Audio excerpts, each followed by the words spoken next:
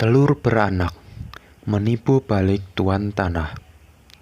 Kita kembali dengan kisah-kisah yang lucu tentang pertualangan Apu Nawas yang cerdik. Selalu saja ada cara menghadapi ketegangan antara lawan maupun kawan. Apu Nawas memiliki tetangga yang sangat kikir dan serakah. Dia pun ingin memberikan pelajaran agar tetangga yang berprofesi sebagai tuan tanah tersebut bertaubat. Bagaimana kisahnya? Pada suatu sore, Apu Nawas duduk di berada rumahnya sambil memandang langit. Apu Nawas berpikir bagaimana caranya sore itu keluarganya bisa dapat makan. Sementara itu, dalam jarak puluhan meter dari rumah Apu Nawas, seorang tuan tanah tinggal. Rumahnya mewah, lengkap dengan gudang makanan dan peternakan, serta perkebunan yang luas. Hampir semua warga di kampung itu, bahkan termasuk Apu Nawas, bekerja pada tuan tanah tersebut. Namun, tuan tanah itu memiliki sifat yang kikir serta tamak. Tuan tanah mendengar berita bahwa Apu Nawas memiliki keahlian yang unik.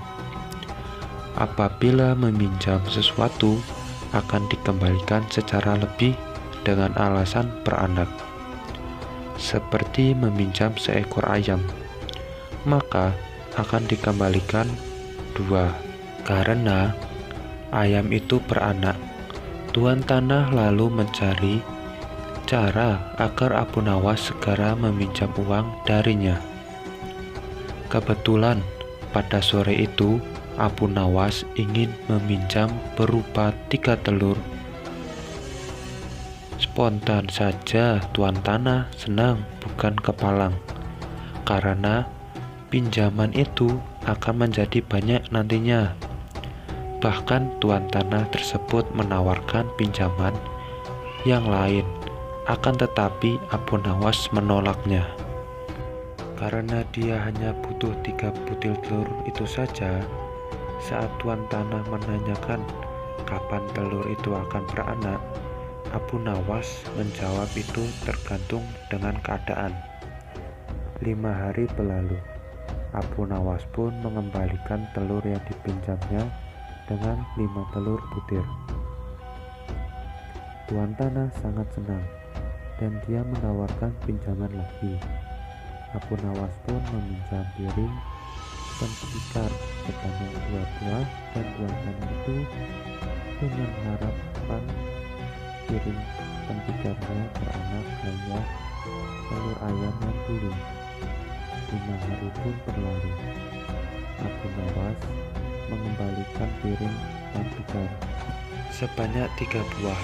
Walaupun tidak sesuai dengan diharapkan, tetapi hati si tuan tanah cukup gembira.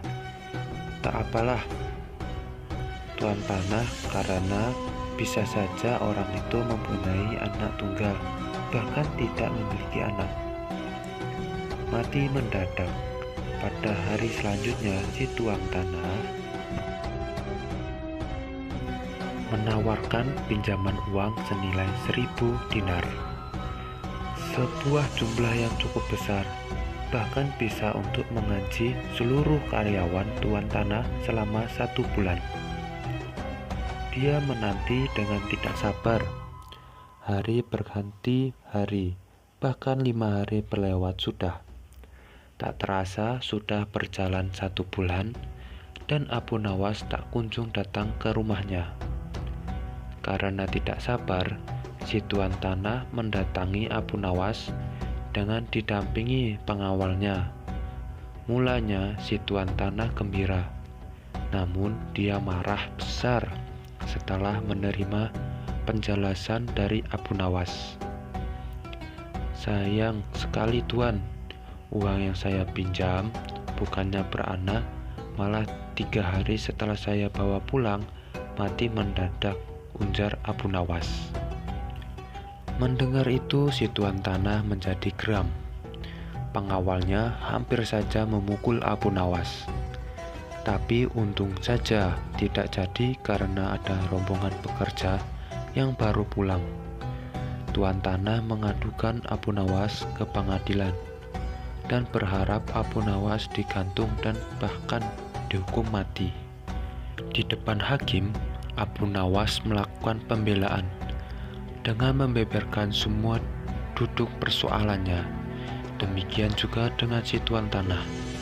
Pengadilan pun memutuskan bahwa Abu Nawas tidak bersalah karena sangat masuk akal kalau sesuatu yang bisa beranak pasti bisa mati. Seketika itu juga tuan tanah tak bisa apa-apa lagi dan pingsan selama beberapa hari, sulit untuk dibangunkan. Ia telah tertipu karena wataknya sendiri yang kikir, tamak, dan pelit.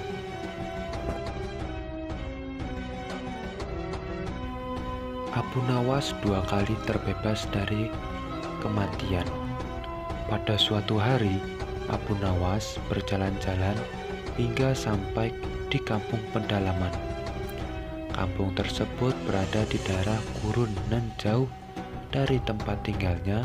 Di kampung itu nampak keramaian dan ternyata ada kerumunan orang yang sedang membuat bubur. Ketika Abu Nawas asik mengamati suasana, tanpa disadari ada pula pasang mata yang mengawasinya. Tidak berapa lama kemudian, Abu Nawas sudah tertangkap dan diikat oleh para penduduk setempat. Lalu dia pun dibawa di tengah-tengah kerumunan orang yang sedang membuat bubur tersebut. Saat ada seseorang yang membawa golok tajam mendekatinya, Abu Nawas tidak tinggal diam saja. "Hei, kenapa aku ditangkap?" tanya Abu Nawas.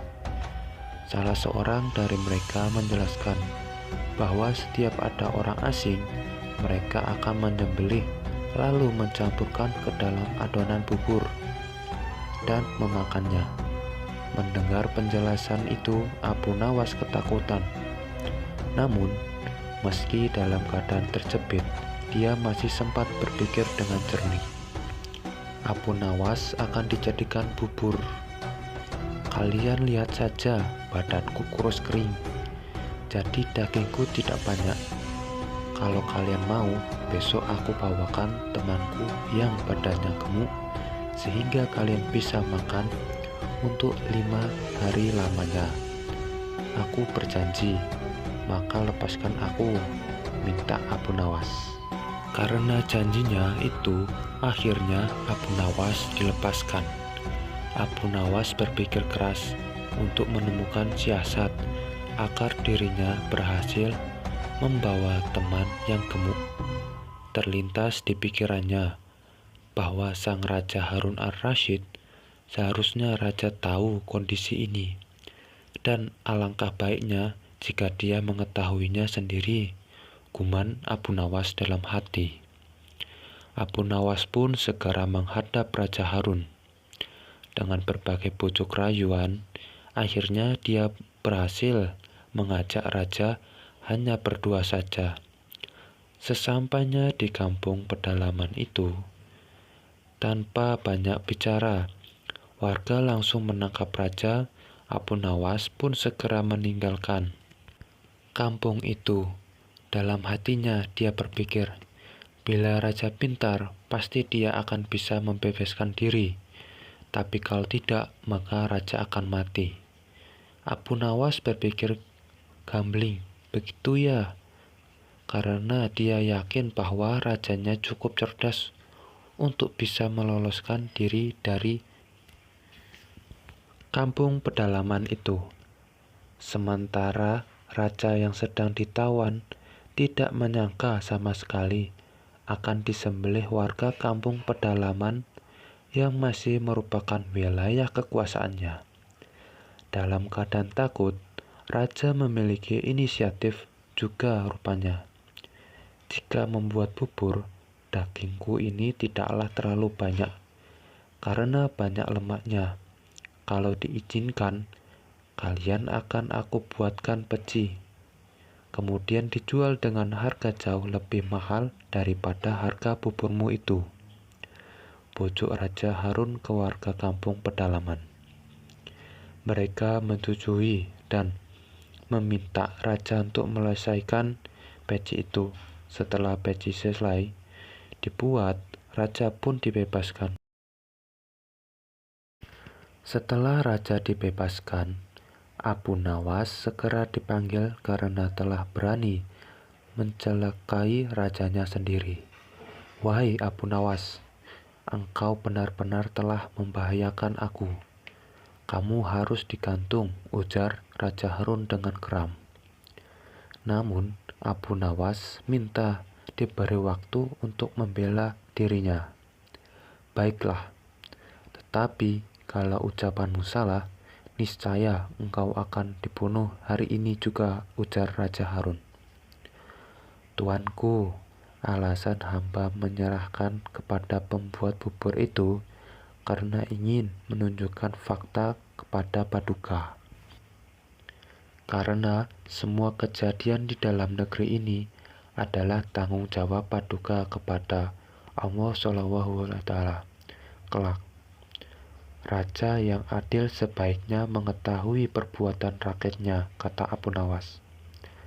Setelah mendengar pembelaan diri Abu Nawas, Raja Harun ar-Rasyid menerimanya dan membebaskan Abu Nawas. Setelah itu raja melakukan pembinaan kepada suku pedalaman tersebut. Nawas kalau diceritakan tidak akan ada habisnya. Abu Nawas tidak kehabisan akal dalam menghadapi berbagai macam masalah yang pelik sekalipun. Salah satu persoalan yang pelik tadi adalah ketika ia menghadapi seorang hakim yang licik dan zalim.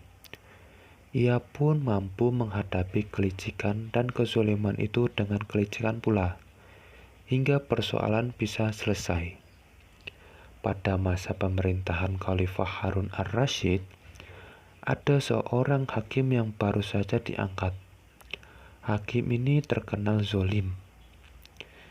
Itu tampak ketika ada seorang pemuda Mesir datang ke Baghdad untuk berdagang dengan membawa harta yang sangat banyak.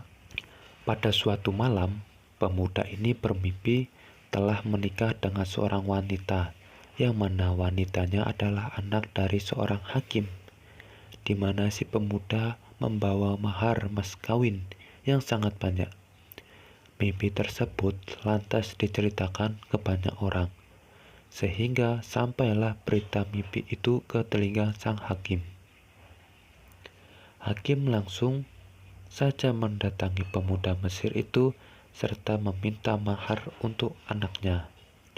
Tentu saja pemuda itu menolaknya karena pernikahannya hanya berdasarkan mimpi saja.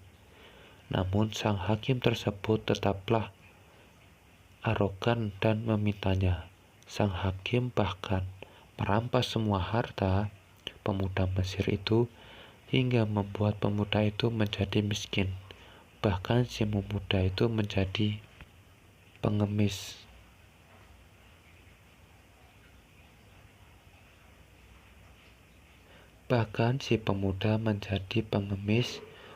Untung saja tak lama setelah itu dia ditolong oleh seorang wanita tua.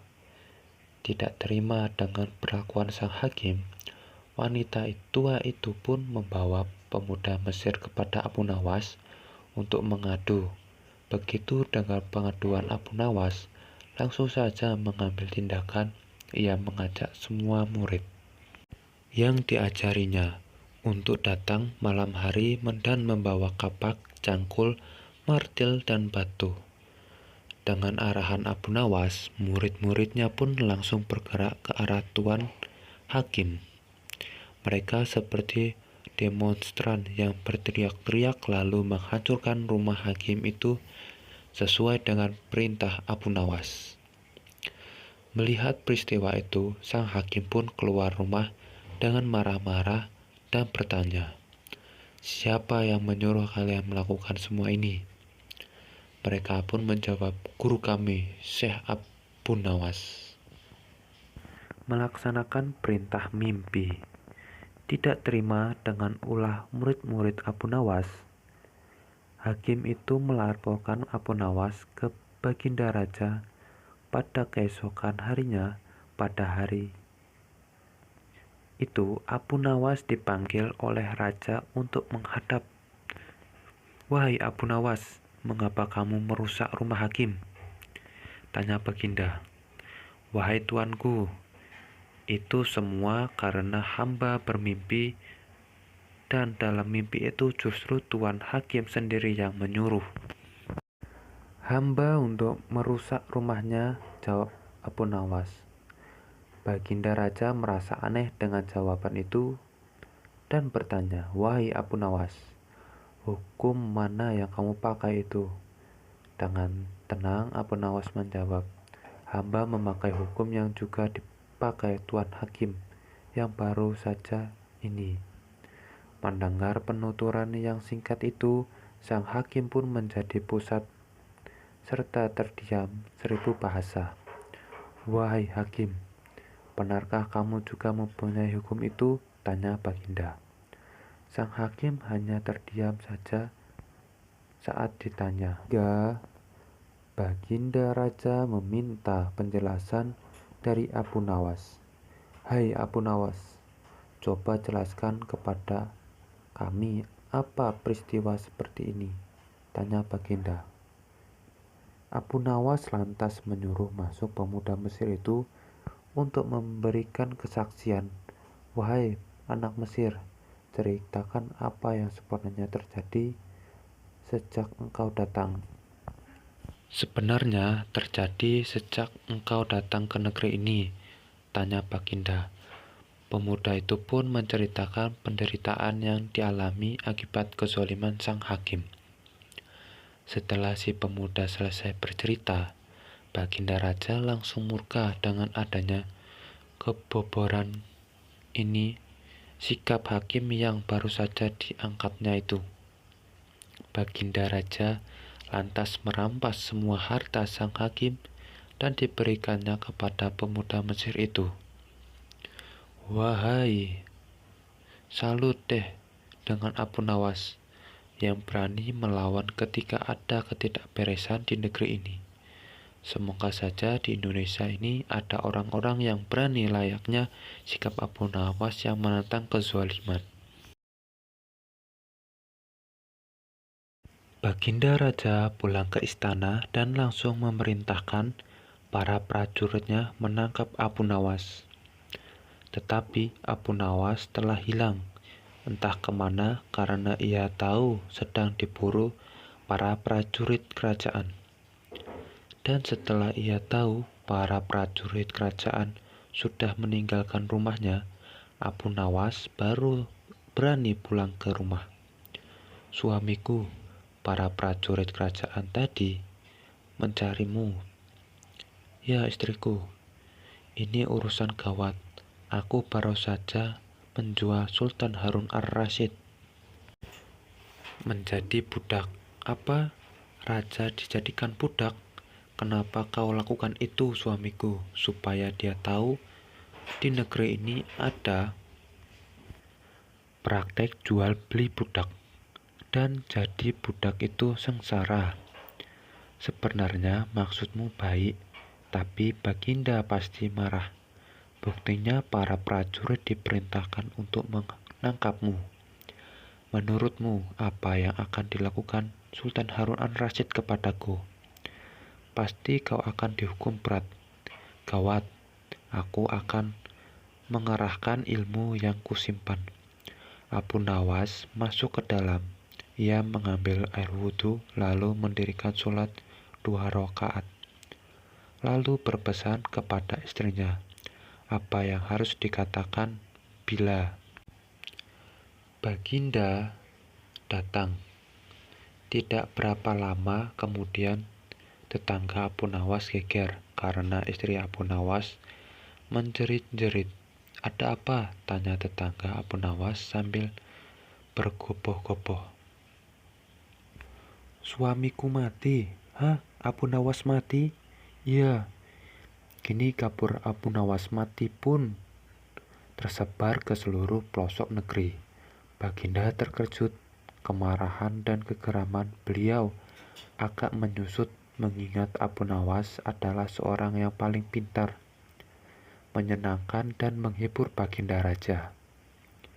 Baginda Raja berpesan, beberapa pengawal beserta seorang tabib istana segera menuju ke rumah Abu Nawas. Tabib segera memeriksa Abu Nawas. Sesaat kemudian ia memberi laporan kepada Baginda bahwa Abu Nawas memang telah mati beberapa jam yang lalu. Setelah melihat sendiri tubuh Abu Nawas terbujur kaku tak berdaya, Baginda Raja merasa terharu dan meneteskan air mata. Beliau bertanya kepada istri Abu Nawas, "Adakah pesan terakhir Abu Nawas untukku?" "Ada paduka yang mulia," kata istri Abu Nawas sambil menangis. "Katakan." Suami hamba Abu Nawas memohon, "Sudahilah kiranya Baginda Raja mengampuni semua kesalahannya dunia akhirat di depan rakyat," kata istri Abu Nawas bertapa-tapa. "Baiklah, kalau itu permintaan Abu Nawas," kata Baginda Raja menyanggupi. Jenazah Abu Nawas diusung ke atas keranda, kemudian Baginda Raja mengumpulkan rakyatnya ke tanah lapang. Beliau berkata, "Wahai rakyatku, dengarkanlah bahwa hari ini aku, Sultan Harun ar-Rasyid, telah memaafkan segala kesalahan Abu Nawas yang telah diperbuat terhadap diriku dari dunia hingga akhirat, dan kalianlah sebagai saksinya." Tiba-tiba ada keranda yang mendengar suara keras syukur. Ketiga pengusung jenazah ketakutan, apalagi melihat Abu Nawas bangkit berdiri seperti mayat hidup. Seketika rakyatnya berkumpul, lari tunggang-langgang, bertubrukan, dan banyak yang jatuh terkilir. Abu Nawas sendiri segera berjalan ke hadapan Baginda. Pakaiannya yang putih-putih bikin Baginda keder juga. "Kau sebenarnya mayat hidup atau memang kau masih hidup?" tanya Baginda dengan gemetar. "Hamba masih hidup, tuanku. Hamba mengucapkan terima kasih yang tak terhingga atas pengampunan tuanku." "Jadi kau masih hidup?" "Ya, Baginda." "Segar bukitnya kini hamba merasa lapar dan ingin segera pulang." "Kurang ajar, ilmu apa yang kamu pakai?" "Ilmu dari Maha Guru Sufi, guru hamba yang sudah meninggal dunia." "Ajarkan ilmu itu kepadaku." "Tidak mungkin, Baginda. Hanya guru hamba yang mampu melakukannya. Hamba tidak bisa mengajarkan sendiri." "Dasar pelit." Baginda mengerut kecewa.